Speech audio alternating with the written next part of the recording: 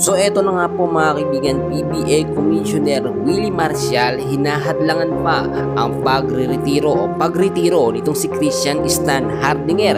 Kinakailangan pa raw maglaro ng 6 na season para makumpleto ang 21 season na required bagong magretiro sa PBA. And bago natin yan pag-usapan, mga kaibigan, huwag po munang kakalimutan na i-like at i-subscribe ang ating channel. Maraming salamat po. Well mga kaibigan, alam naman natin nakatingkati na at gustong-gusto na nga pong makaalis nitong si Stan dito sa SMC, which is kapag kahawak siya nito, hindi po siya makabelo or makalipat sa ibang mga koponan.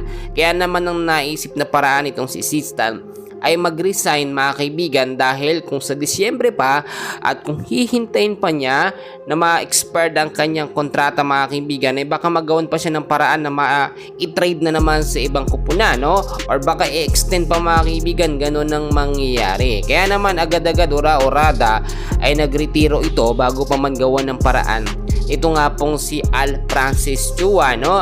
At eto na nga, nangyari na, pinigilan na nga po ng PBA na mag-retired. Eto nga pong si Stan, bukod po kasi na makakabawa sa viewership ng PBA yung pagre-retiro nitong si Stan, pinaplano din po kasi nito na by next year, no, ay lumipat po sa ibang team, which is yung napag-uusapan dito at napapabilitang kupunan na nilipitan ni Stan ay sa kupunan nga po ng TNT Tropang Giga.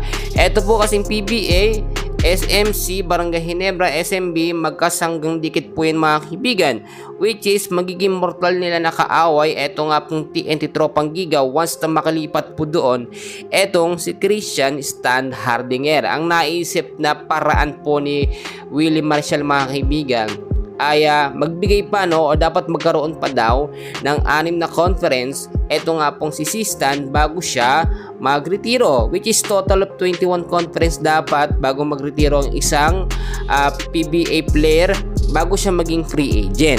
So malabo ba na makalis or makalipat itong si Stan? Ayon na rin sa ating updates mga kaibigan, wala na dapat magagawa ang PBA dahil desisyon naman na ni Stan na magretiro, no?